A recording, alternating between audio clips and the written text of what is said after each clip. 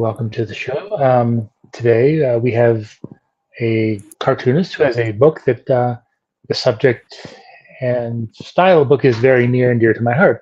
If people who may be watching this or never seen one of my interviews, I really enjoy. I'm more of a beer person, but I have the comic book history of beer, and then last year at New York Comic Con, I got to interview the author who worked on the graphic novel, The Complete History of Mixed Drinks, and so now we're going to learn how to make them. So my guest is Sarah Becan. I'm going to bring her in. We'll find out about her and the book, and so let's I guess belly up to the bar and see what is on the menu. Hi there. Hey, how's it going? Good. How are you? Oh, I'm doing fine. It's Friday night. I mean, it would be the perfect time for a nice cocktail or drink. So, not that I have one, but but so before we get started talking about the book from 10 Speed Graphic, tell us a little bit about yourself, both as any your history reading cartoons or comics, and Yeah. what else you've done. Yeah, absolutely. I've been into comics, I would say pretty much my entire life. When I was a very small child, my grandfather had a stack of Walt Kelly Pogo books and some, oh shoot, I'm blanking on but he had a bunch of older books from that era, comics that I loved, and every time I would go visit my grandparents, sit in like the closet and just like tear through these books as a child. I loved Calvin and Hobbes growing up. I loved Teenage Mutant Ninja Turtles.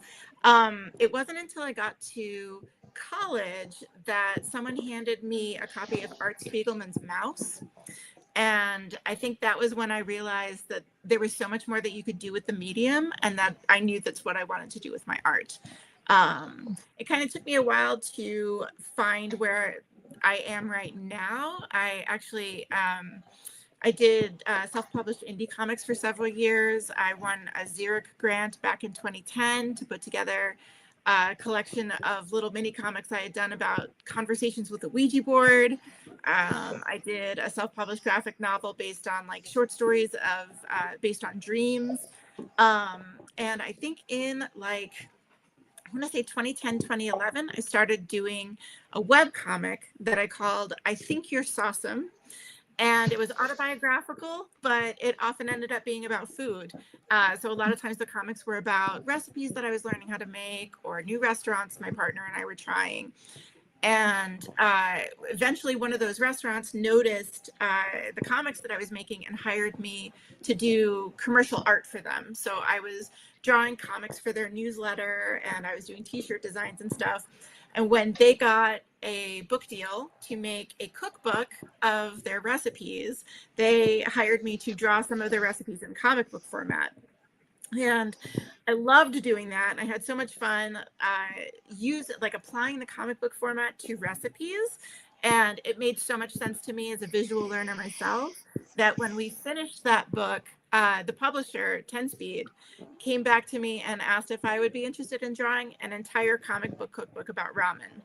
So that was the first comic book cookbook that I did. And when my chef partner and I, when we finished that book, we did a comic book cookbook about dumplings. And then after that, I worked with Ken Forkish to do a comic book cookbook of his bread recipes.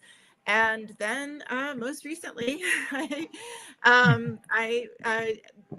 made Let's Make Cocktails, which is my first solo project. So I did all the research and all the writing and all of the comics illustration myself. So, getting into more about the book, having done all the dumplings and the ramen, what made you want to go towards the cocktails? I love cocktails myself. Like, it's one of my favorite sort of special treats indulgences. I live in Chicago, and around the time that a lot of that, like the gastropub movement got started, a lot of places around Chicago started offering like really fancy craft cocktails, very creative, interesting things. And I think the first time that I had a classic old fashioned cocktail at a bar down the street from me called, or a restaurant down the street from me called Longman and Eagle, it kind of blew my mind that, again, that this is something that you can like, this is what drinks can taste like, you know? Mhm. It was just perfectly balanced, and like a delicate sipper. And I loved everything about it. And it set me off down that path. Like I wanted to try other interesting, especially older cocktails like that. Mhm. Um, when when we were considering what to do for the next comic book cookbook, my agent and I were sort of discussing it, and she was sort of championing the idea of me being able to do one of these books solo. And there's like cocktail recipes aren't as complicated as a lot of cooking recipes, so I knew it wasn't going to involve as much like technical skill in the kitchen or recipe testing. A lot of these recipes are like 200 and 300 years old anyway, you know, and they've been sort of not quite set in stone, but they're accepted formulas. And so it was less about my own experience innovating in the kitchen and more about just like researching all of the titans that have come before me in terms of writing cocktail recipes and creating really balanced drinks. And of course, sampling each and every one of them. Yeah. Yes, I did do recipe testing. I did, but for the most part, I just had a series of cocktail parties in my house where I was like, okay, I'm doing the gin drinks. Whoever wants to come over and have some. So I know when we were talking before we started, you said that um, and I mentioned in my introduction that about the comic book history of uh, Oh, cocktails, and yeah. you said that you worked you had a back and forth with the author of that. Yes. Yes. So David Wondrich is, I mean, he's kind of a legend in the cocktail book business in general. He's a historian. He was an academic, you know, studying history long before he turned his attention to cocktails. And so he's this rigorous researcher. And anytime when I was doing my own research, anytime I came across, I guess, some kind of controversy or confusion about where a drink came from, or the first time a drink was mentioned in print, I kept noticing that you know, I would trace it back to the start, and David Wondrich was the person who had like done the research, gone overseas, you know, rooted through the microfilm to find, you know, the exact origin of anything. And so he became sort of this gold standard for me. And at one point, I think I was researching the Negroni recipe, and there was some controversy. I mean, a lot of these drinks, there's there's confusion about where they came from because they're invented in bars, in taverns, and there's no like there aren't rigorous historians sitting there in the bars, sort of like taking records of these things, you know. Mhm. And a lot of it's oral history, a lot of it's very informal. But yeah, so at one point I was researching the Negroni and ran into some confusion, and I found a reference. I was like, I need to find out what David Wondrich said about this. And I found a reference to an article he'd written, but it had been taken off of the website. And I took a chance and I tracked down an email that looked like it was his. And I, you know, introduced myself, said what I was doing. And I was like, I'm looking for this information. Is this article online anywhere else? And he just emailed me a Word document of like one of his earliest drafts of the article. And that started a correspondence. Like anytime I had a question about like, you know, the first time the word mixologist was used in print, or the first time the word mocktail was used in print, he was able to answer it for me. And yeah, he was fantastic. And he ended up writing a really lovely blurb for the book too. So it sounds like you know, not only did a lot of research go into this, you know, but what do you think is the most interesting thing you learned about cocktails or the Ooh. mixed drinks history? This is a really hard question because there was so much. One of the things that I come back to again, I think because the old fashioned is kind of my favorite cocktail still, is I love that the old fashioned was already called the old fashioned in the late 1800s. This is how old this drink was. So essentially, the first time the word cocktail was defined in print is the early 1800s, like 1806. And the definition is a spirit, water, sweetener, and bitters, which, if you make that with whiskey is an old fashioned cocktail. But so that was what we called cocktails in the early 1800s.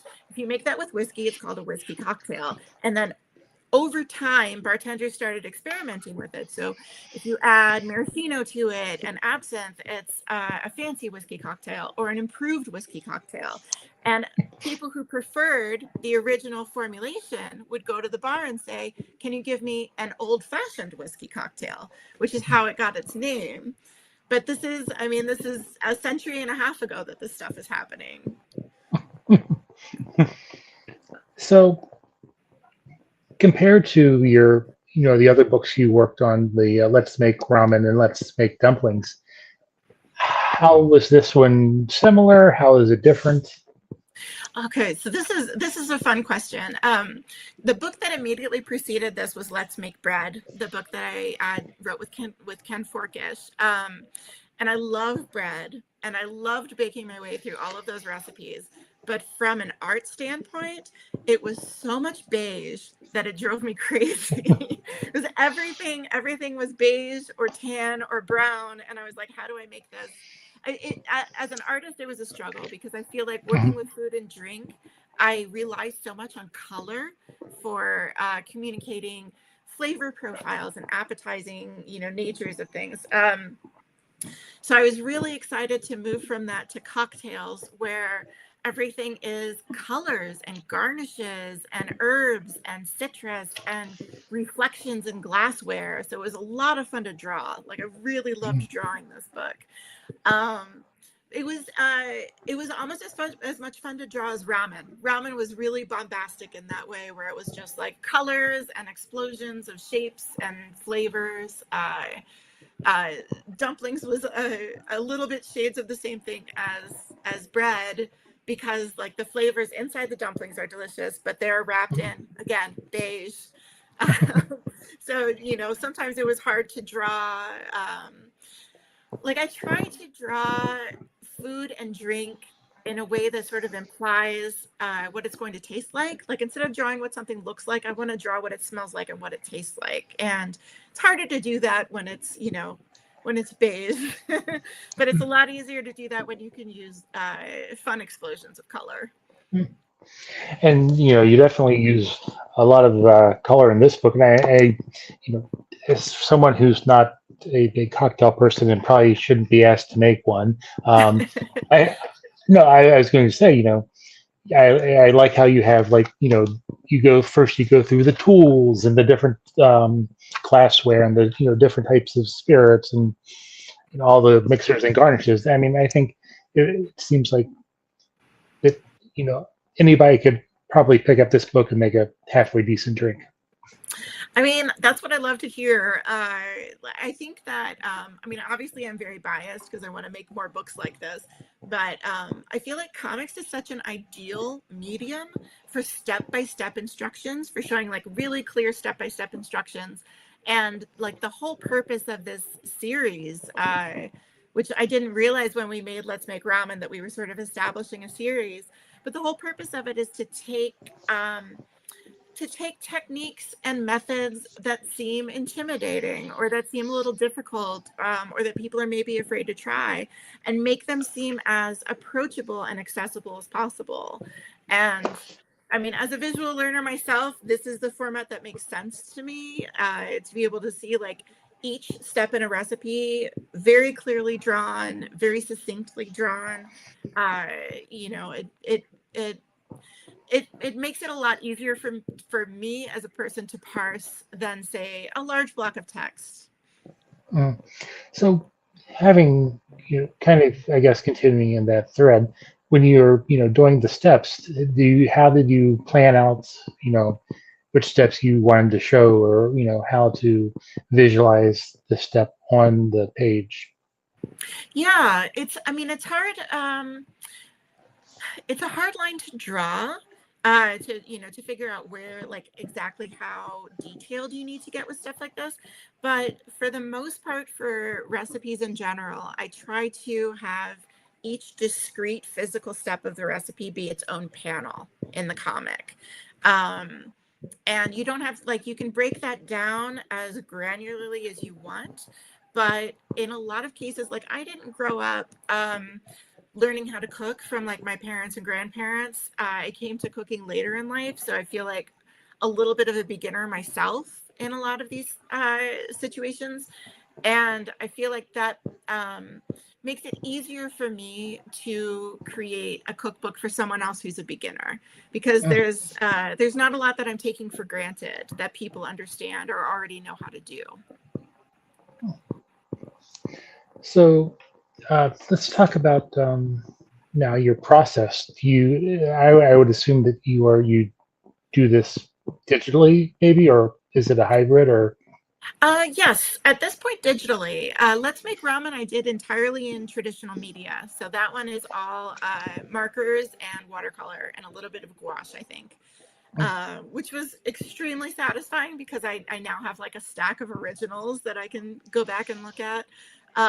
But when I got the contract for Let's Make Dumplings, I was like, I think it's time for me to learn how to draw digitally. Mm. So it's it's not as satisfying as working, in actual pigment on actual paper, but it's so much faster and it's so much easier to make changes. So if you're working under a deadline, which, these books sometimes have, like, a really quick deadline, working digitally is the way to go. So Let's Make Dumplings and Bread and Cocktails were all done digitally. I use Procreate for the most part on an iPad Pro. And I would assume you're also coloring digitally, right? Yes. Okay. Yes, yeah. And interestingly, for Let's Make Cocktails, I specifically went out and got a bunch of watercolor brushes so that I could try to marry, even though I was still working digitally, so I could try to marry the look of Let's Make Cocktails back to the look of Let's Make Ramen, which was all done watercolor. And how is that transition from traditional to? I know you said, it's quicker. You're able to probably correct any mistakes. But was there any other challenges that maybe you faced or Yeah, felt you there's a did? ton. I mean, it's not, it's, you're holding a stylus that looks like a pencil and you're writing on a screen that looks like paper, but it's not the same thing at all. And there's definitely a bit of a learning curve. There were a couple of things that I really needed to do to sort of adjust. I think one of the first things I did was I found a screen protector for the iPad that has a tooth to it. It's got, like, a little bit of friction, so it slows down the stylus as you're moving across the screen and makes it feel a little bit more like paper. Um, it is, I feel like drawn digitally is, it's just its own tool. It's just a different tool. It's like learning how to use gouache instead of watercolor, or learning how to use a brush pen instead of, ballpoint. Um, yeah, it's just another tool that you can get used to. And how did your, doing, your own your own comics and stuff, how did that help prepare you for, these projects? Oh, yeah, I mean, I didn't realize at the time that that was sort of going to change so much about my art career. Um, that project, I Think You're Awesome, was honestly, at the time, it was an excuse to force myself to draw something every day. Like, I wanted to draw comics every day and be beholden to people for it so that I wouldn't get lazy. And for a couple of years there, I was up, like, I was updating my webcomic 6 days a week, basically. And a lot of times they were stupid and they were sloppy, but I was still drawing something new every day. Um, and yeah, I mean, I think that establishing that habit and that rigor of like sitting down and like making sure that you're working every day, even if you don't feel like it, definitely helped in terms of, uh, creating a sense of discipline, which you absolutely have to have in order to finish, a 200-page book in a mainstream publisher's deadline. But also it sort of helped, it helped me establish a habit of like drawing attention to the quotidian, to like normal everyday things and what I find beautiful about them. And I think that that helps me create beautiful drawings out of something as small as like a glass that you would serve a cocktail in, or the bowls that you're building of ramen, or the tools that you're going to be using for dumplings. Just narrowing your focus and looking at how beautiful an object like a hawthorn strainer can be, or or the pots that you're making your noodles in. Hmm. And there's a lot of bottles and glasses. Is there one thing that you just kind of don't like to draw but have to?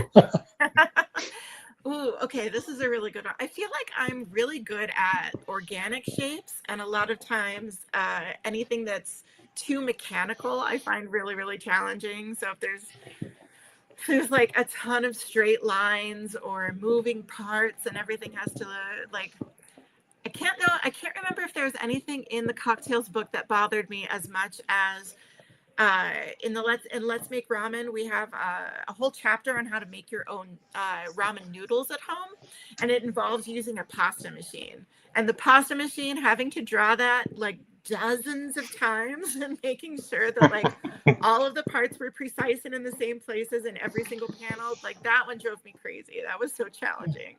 There are some cartoonists out there who can draw like complicated guns or cars or buildings so well, and like I think that many like geometric straight lines is just not in my wheelhouse.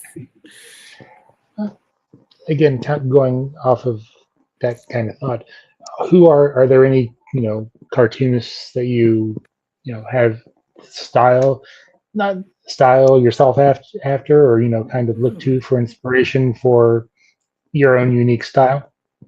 This is a good question.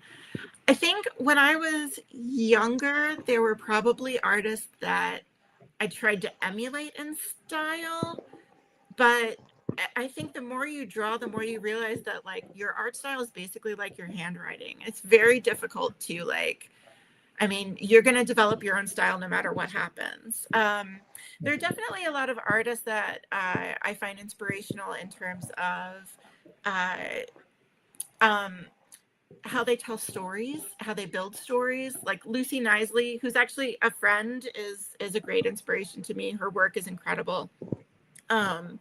Very introspective. Like she, especially when I started my autobiographical webcomic, like I was looking at a lot of her work in terms of, uh, you know, her honesty and her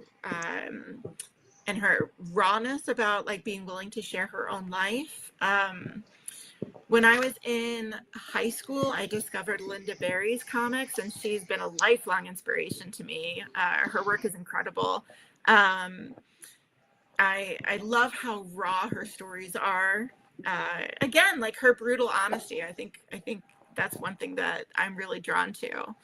In terms of food art, I get a lot of inspiration from. Well, Lucy draws food great too. Um, I loved Robin Ha's Cook Korean. She drew food in a really beautiful way, and I loved how she structured her recipes.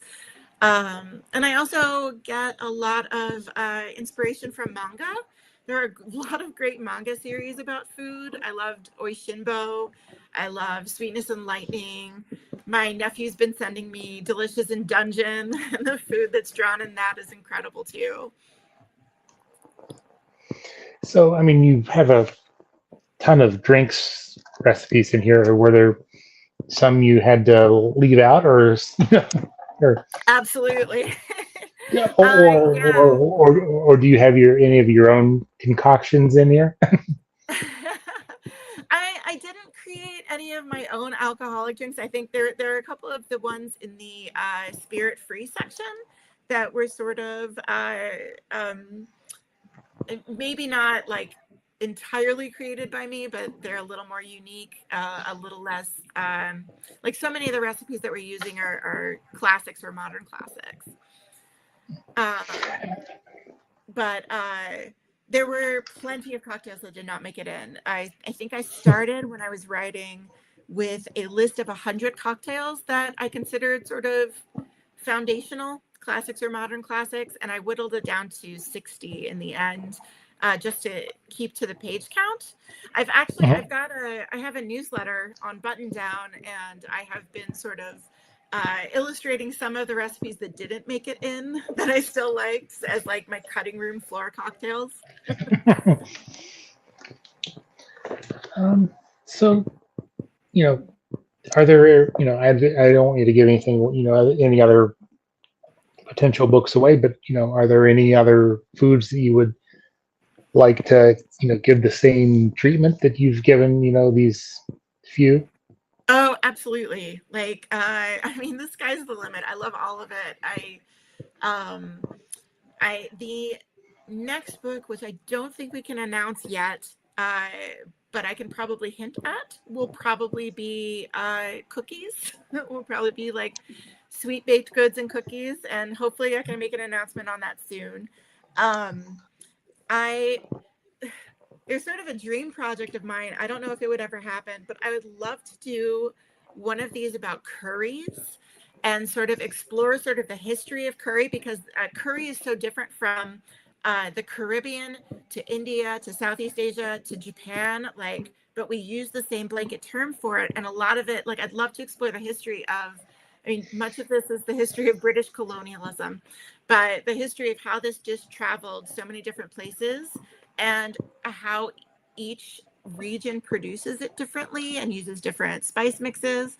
So that's sort of a dream project that I'll throw that out into the universe. I'd love to do one of these on sushi. Like, I make sushi for myself and my partner at home, and I feel like it would be make a really nice trilogy with ramen and dumplings. I just thought about it. And plus, it would give you a chance to play with, more color. Exactly. Sushi would be so much fun to draw. So that would be incredible. um, so how has your experience with 10-speed press been? It's Is been this your really first time, great. or were your other books also put out through them? All of them have been 10 speed press. I think sort of in the middle of dumplings is when they spun off 10 speed graphic, and sort of like so they have their own imprint that's just graphic novels now. But when I started working with them, they were the ones who printed the cookbook, The Adventures of Fat Rice. So one of the restaurants I was working for here in Chicago was called Fat Rice. They were Macanese, so they were focused on this bombastic mashup of Portuguese and Chinese cooking that comes out of the island of Macau. And so I illustrated several of the recipes for their cookbook, and that cookbook was put out by 10 Speed Press. 10 Speed has like a huge long history of publishing prestigious cookbooks. Like, they have like a really great back catalog and some amazing chefs that they've worked with.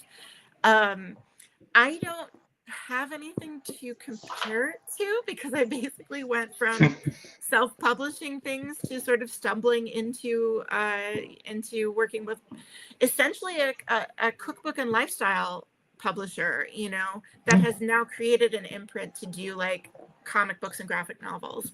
So I never published anything with like Top Shelf or with Fantagraphics Yeah. or anything.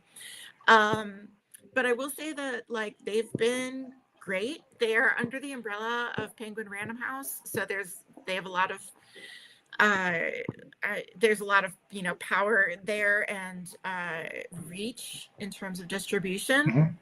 Mhm. And it's been great to see my books not just in comic book stores but also in mainstream bookstores too. So I know that they're reaching a lot more people than just like than my comics people. So, uh, what do you hope that people who would read the book take away, other than the ability to to start learning how to make their own cocktails. And what is there a certain cocktail in here that people who would would be a perfect match to enjoy while looking through it? Ooh, okay. Okay. So first question, I mean, number one, honestly, the best thing about making comic book cookbooks is getting to see the meals that people make and the drinks that people make. Like when people tag me on Instagram and they're like, look at the dumplings I made, it makes me so happy just knowing that I made a meal possible. So that is by far the best part of it. But other takeaways, I feel like it makes so much sense to me to use comics for recipe books, but really for instructions at all. And I would love to see more of them. Like, I'd love to see, I don't want to be the only person making comic book cookbooks. I feel like there should be so many more of them because it just makes so much sense to use this medium in this way. So anyone else that wants to, make comic book cookbooks or comic book instruction books of any kind, I think would be amazing. In terms of the best cocktail to drink while doing this is a good one. I mean, the old fashioned is still a favorite of mine, but I've also, although it's another bourbon cocktail, I love a Sazerac. Like, I have really fallen in love with the Sazerac cocktail through like making the recipes in this book. It's got like all of the nice things about an old fashioned with like an extra absinthe twist. And it's like, it's herbal and it's strong and it's sweet and it's bitter. And like, maybe that's the one for people to make at home because it's, I don't know. It's like a really outstanding flavor, but it doesn't take as much work as you would think. So it's a good showstopper if you want to like entertain your friends without a whole lot of effort. And I could see this being used in bars for a reference guide. Oh man, I would love that. That would be incredible. Excuse me, let me check my graphic novel. Um, anything else you'd like to mention about the book? Um, um, let's see. Okay, well here's a fun story about it. There is a really nice cocktail bar in my neighborhood in Chicago that's called Billy Sunday. They I did not realize that they were doing this until I was about halfway through working on the final art. So I'd made it through like all of the, the writing and the thumbnailing. And I was just focusing on like line work and color. And my partner was like, Billy Sunday has been doing these silent reading nights. So on Tuesdays, they play just like really mellow tones and they turn on the lights and people bring books and they just hang out and quietly read. And it's really chill.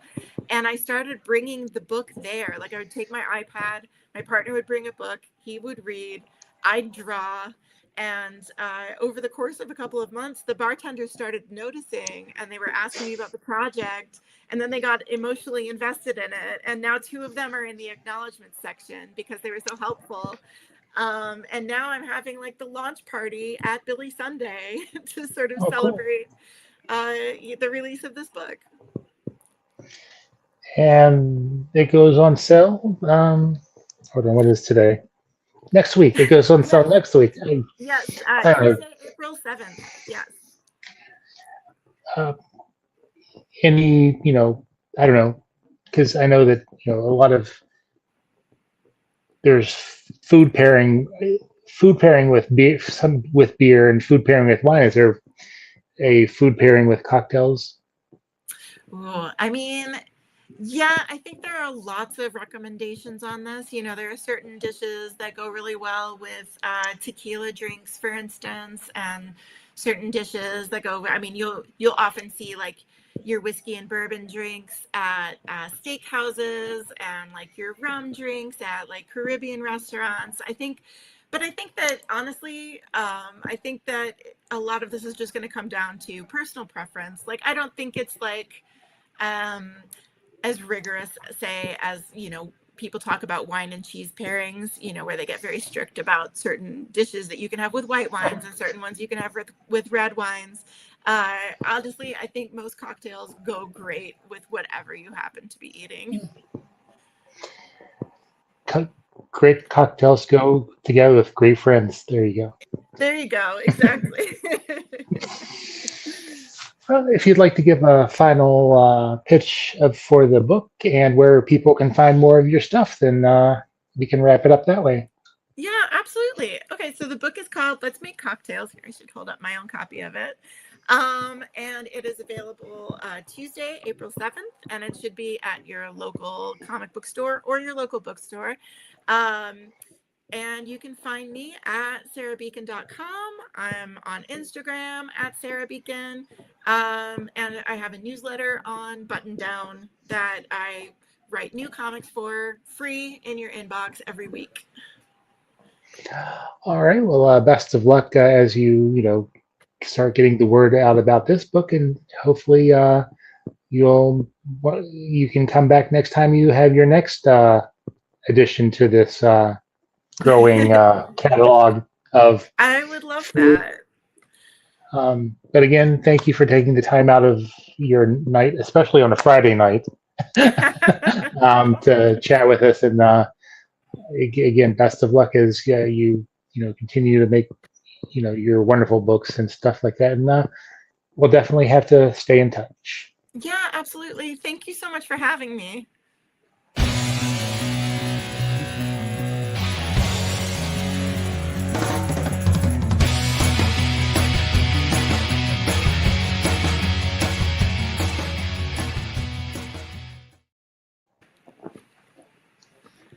That was great. All right.